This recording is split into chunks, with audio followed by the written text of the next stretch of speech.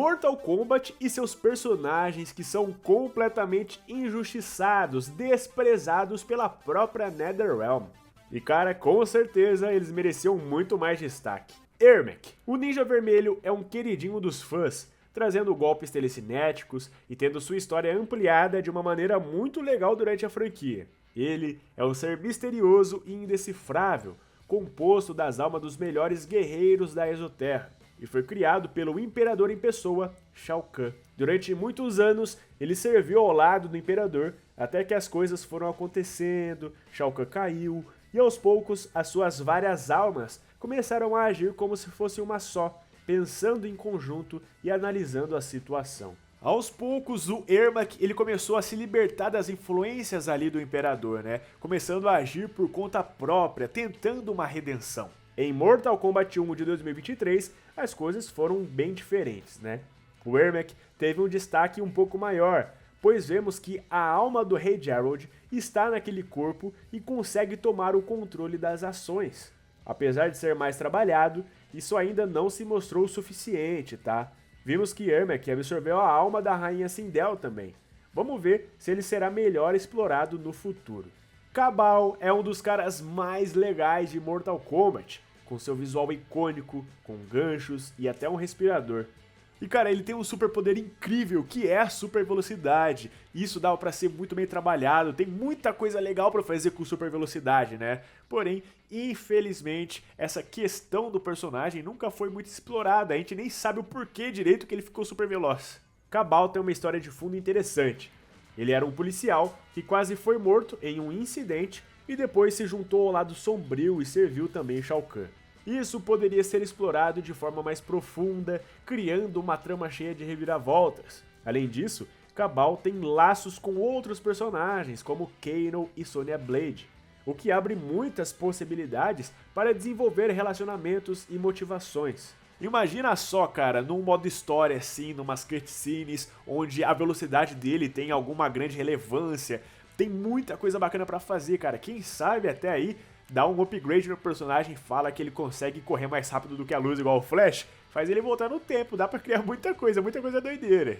Ele também poderia passar por uma jornada de redenção ou buscar um caminho diferente, sei lá, tornando-se aí mais interessante ainda. Kabal é um personagem com muito potencial que seria ótimo ver mais dele nos próximos jogos, com uma abordagem mais profunda e cheia de reviravoltas. Isso com certeza agradaria a todo mundo.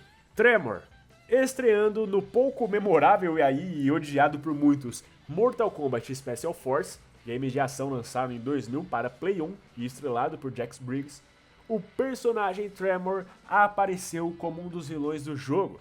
Ele apareceu como um dos capangas de Kano e era um ninja marrom que tinha poderes relacionados à terra, podendo causar terremotos e usar blocos de terra e pedras como armas perigosas. Mesmo tendo uma participação pequena no jogo, ele reapareceu em pequenas missões em MKs posteriores e conseguiu atrair uma certa legião de fãs.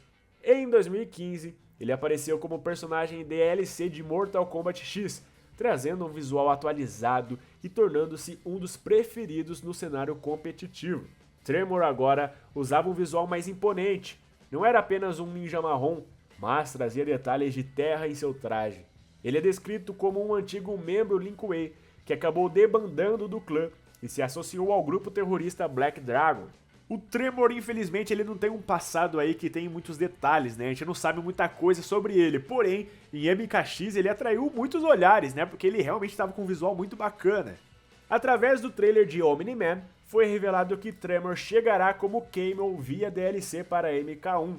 Mas ele seria uma ótima opção para o roster principal mesmo, né, em uma possível continuação, trazendo uma história nova e que envolva os vilões.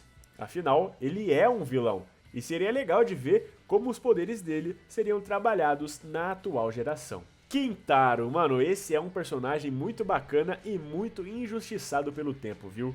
Kintaro é um Shokan de 4 braços, exibindo uma bela pelagem tigrada, e que foi o subchefe de um dos Mortal Kombat mais clássicos de todos, né, o Mortal Kombat 2. O azar de Kintaro é o fato de que ele nunca conseguiu superar a sombra do grande subchefe de todos os tempos, o Goro. Kintaro trazia uma proposta muito parecida com a que Goro trouxe no jogo anterior, né? e isso acabou não pegando os fãs de fato. Tanto é que em MK3, o jogo seguinte, né, foi apresentado o Motaro, um subchefe muito diferente da proposta de Quintaro e que acabou ganhando o coração dos fãs. Após a morte de Goro, ele assumiu o segundo lugar em comando no exército da Exoterra, tendo apenas Shao Kahn acima do seu posto. Ele possui um aspecto felino mais definido do que Goro, tendo as listras iguais a de um tigre em suas costas, e também possui garras. Quintaro é um personagem clássico que infelizmente entrou no limbo aí, cara, e ninguém tá conseguindo tirar ele. O maluco tá aí, desaparecido até agora, nem como Camel ele voltou em MK1. E está mais do que na hora desse personagem clássico tão querido voltar à franquia e ganhar uma história mais ampla e que dê o valor que ele realmente merece. Borrachel. O velho mestre borrachão apareceu em MK Deadly Alliance e dividiu aí a opinião dos fãs. Enquanto uma parte dos jogadores gostaram da maneira diferentona que o personagem lutava, né, usando golpes como arrotos, vômitos e até outras coisas, outras pessoas acharam uma adição muito boba, o que destoava do restante. Borrachel é originário da Exoterra e foi o professor de vários guerreiros do plano terreno, incluindo o grande Kung Lao, Liu Kang, Kung Lao, Li Mei e até mesmo Shu Jinko. Por ser da Exoterra, ele nunca entrou no torneio Mortal Kombat, pois caso isso acontecesse, ele iria competir contra as forças da Terra em nome do Imperador Shao Kahn, e isso é algo que não poderia tolerar. O mestre é um homem sábio e muito habilidoso, né? Inclusive, ele foi o treinador de grandes nomes, dos maiores lutadores aí que a gente conhece de Mortal Kombat, incluindo até mesmo a Li Mei. Ele até apareceu como DLC em MKX, mas não foi nada demais, tá? Por mais que a nova era de Liu Kang tenha mudado muita coisa na lore do game, Borrachel seria uma adição bacana ao roster, sendo mantido a sua essência sábia e instrutora. Em MK1, as chances de vê-lo são baixas, quem sabe aí um Camel, né? Mas se pudesse escolher, eu iria preferir aguardar um pouco mais e vê-lo com mais destaque na história de um MK2, por exemplo. Quem sabe interagindo aí com a Senhora Bo, que vemos aí tomando uma surra do Smoke no modo história, né? Coitada da velhinha. Hotaru. Apareceu pela primeira vez em MK Deception. Seu nome em japonês significa vagalume, o que reflete também aí até mesmo no seu visual, né? Já que aparenta ser um exoesqueleto de inseto, com um set de golpes bem diferentes do que estávamos acostumados. E além disso, usava um traje diferenciado, puxando aí ao visual dos samurais. Ele ainda tem bandeiras vermelhas presas na parte de trás de sua armadura, representando aí as asas do inseto brilhante. Hotaru é um general do reino de Seidou, o reino da ordem, e se dedica a preservar a lei e a ordem a qualquer custo, tanto que ele poderia ser descrito como um fanático mesmo.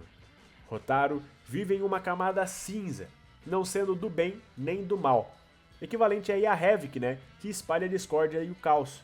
Sua missão principal é preservar a lei e a ordem, punindo severamente aqueles que ousam quebrá-la. Mas ele não está acima de preservá-la para uma autoridade superior, como o Rei Dragão Naga. Seu visual é muito bacana, cara, tendo total inspiração aí nos samurais japoneses. Seu cabelo é comprido e branco, e ele usa um coque nas costas, além de usar uma armadura preta e dourada que cobre toda a parte superior do torso. Em um ponto no passado, Hotaru se aventurou na Exoterra para confrontar as forças Tarkata de Shao Kahn, que sitiavam a cidade de Lei Shan. Anos depois, no entanto, essas mesmas forças ficaram sob o comando de Onaga, o Rei Dragão. Acreditando aí que esse novo governante que foi ressuscitado traria a ordem pra tudo ali, ele começou a se identificar com aquilo, falou, opa, parece que esse Onaga aí é legal, vou me unir a ele. Ele realmente começou a lutar ao lado do Rei Dragão em busca da ordem que ele tanto quer, incluindo tentando enfrentar aí até mesmo o Sub-Zero. Enquanto os eventos de MK Deception aconteciam, Dairou foi contratado por Darius para roubar a Constituição de Seidou e matar Hotaru. Não se sabe como esta operação terminou, tá? Pois após isso vieram os eventos de MK Armageddon, que acabariam por encerrar aquela linha temporal, abrindo uma realidade alternativa com eventos mudados por Raiden. Shu Jinko. Outro personagem que surgiu em MK Deception, sendo o protagonista da história e o personagem principal do modo Conquest, aonde aí os personagens seguiam um modo no mundo aberto, digamos assim, bem restrito esse aberto, tá? Mesmo sendo o personagem principal, Shu Jinko é meio esquecido pela fanbase, pois na época em que o game foi lançado, não havia um modo história tão trabalhado e detalhista aí como nos dias de hoje. Fora o fato de Shujinko não ter golpes próprios, né? E sim atuar apenas como um espelho de outros lutadores da franquia. Shujinko tem um visual muito bacana e que lembra bastante o mestre que aparece lá em Kill Bill 2, um senhorzinho com longos cabelos brancos e barba branca também, e que inclusive foi referenciado pela NetherRealm em MK1. Sim, tá, o Shujinko ele tá assim como Camel em Mortal Kombat 1, mas o que eu quero dizer aqui é sobre o background do personagem, né? Não tem muita história sobre ele, apesar de ter um jogo onde ele é o personagem principal, lá não tinha tanto desenvolvimento assim, né? Então realmente falta mais detalhes sobre esse personagem, ainda mais agora nessa nova era. Ele era um simples guerreiro que entrou em contato com uma entidade conhecida como Damashi, e passou a ajudar essa entidade sem saber que ela, na verdade, era a consciência de Onaga, o Rei Dragão, em busca de ressurreição. Acompanhamos aí a vida toda do guerreiro, desde os dias em que ele era um jovem sonhador até a velhice, quando ele descobre que dedicou a vida inteira a uma causa terrível. Vemos isso no modo Conquest de MK Deception. Shujinko desperdiçou a maior parte da própria existência em busca de agradar uma entidade maligna e acabou ressuscitando uma das maiores ameaças de Mortal Kombat, o Onaga. Por mais que ele apareça em MK1, é um desperdício vermos ele apenas ali de relance, né, e nunca mais sendo explorado de fato. Ele é um personagem que tem uma história muito rica, com um passado que pode ter se cruzado com dezenas de outros personagens clássicos da franquia. A gente não sabe, né, afinal não foi mostrado pra gente, esse background não foi muito bem trabalhado. Eu espero realmente que ele retorne em uma continuação de MK1, trazendo sua história rica e com mais espaço efetivo na trama. O legal é que o final das torres com Kung Lao em MK1 de 2023, vemos que Shujinko existe nesse novo universo e ainda é um jovem.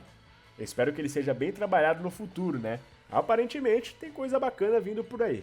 Os irmãos e filhos do deus Argus também fazem parte dessa lista, né? São eles Dagon e Taven.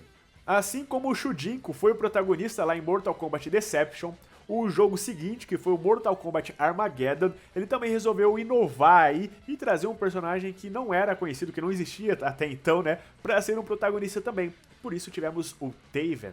Além de Taven, temos também um chefão do modo história do jogo, que na época era chamado de Conquest, né? Um mini joguinho de aventura aí onde lutávamos com oponentes e aprendíamos sobre a história do game. Seu nome era Dagon, e ele era irmão de Taven. Ambos são apresentados como filho do deus edeniano Argus, com a feiticeira Delia. Argus havia previsto o fim dos tempos, quando lutadores de todos os reinos afundariam a realidade com poderes acumulados e que trariam o desequilíbrio ao universo. Então, ele resolveu usar os seus dois filhos para evitar esse confronto. Ele lacrou ambos os filhos em pedras que eram protegidas por dragões sagrados, a fim de que, quando o Armageddon viesse, eles pudessem se unir e impedir a destruição. O que acontece é que Dagon, que era o filho mais novo, acabou saindo aí do seu casulo, digamos assim, muito tempo antes do prazo correto, e acabou enlouquecendo, sendo atormentado por sua ambição e arrogância, criando assim um clã chamado Red Dragon. A missão de Taven é justamente ir atrás do irmão para se unirem e prevenirem o Armageddon. Porém, com o tempo ficamos sabendo que Dagon acaba se tornando o grande vilão cerebral do jogo, né? E Blaze é o vilão final. A ideia é muito bacana, porém o visual de ambos somados com seus poderes e golpes genéricos os tornaram mais esquecidos do que o Shujinko em Deception. Entretanto, os anos passaram e esses personagens já descansaram o suficiente para poder voltar e fazer um retorno triunfal, quem sabe aí em um possível MK2 dessa nova era do Liu Kang, né? A ideia dos irmãos, filhos de um deus que estão destinados a um bem maior e que a vida acaba por corromper um deles é algo muito bacana e que pode ser muito bem explorado pelo estúdio com a atual tecnologia, né? O visual e golpes de ambos deverão aí ser atualizados para que eles se tornem mais atrativos, isso é fato. Mas a adição dos dois irmãos na história é algo que, se bem escrito, poderia ser a cereja do bolo de uma boa história de Mortal Kombat, viu? Frost. Sim, eu sei que Frost apareceu em MK11 e retorna como Camel em MK1, porém ela tem muito mais a oferecer. Sendo aí uma discípula do grão-mestre Sub-Zero Kuai Liang, ela é o oposto dele, tá? Ele é bondoso, Ela não, cara. Ela faz as coisas aí, se precisar de maldade, ela vai fazer com maldade. Ela é arrogante, totalmente convencida. Na verdade, né, se a gente parar pra pensar, ela tem muito mais a ver com o Bi-Han, que é o primeiro Sub-Zero, do que com o Kuai Liang, que era o seu mestre. Em MK11, vemos que Frost foi transformada em uma ciborgue, o que mudou completamente a personagem em termos de visual e amplificou seus poderes de uma maneira insana. Mesmo assim, isso não foi muito bem trabalhado em MK11, que tinha muito mais a contar do que dar espaço aí pra Frost.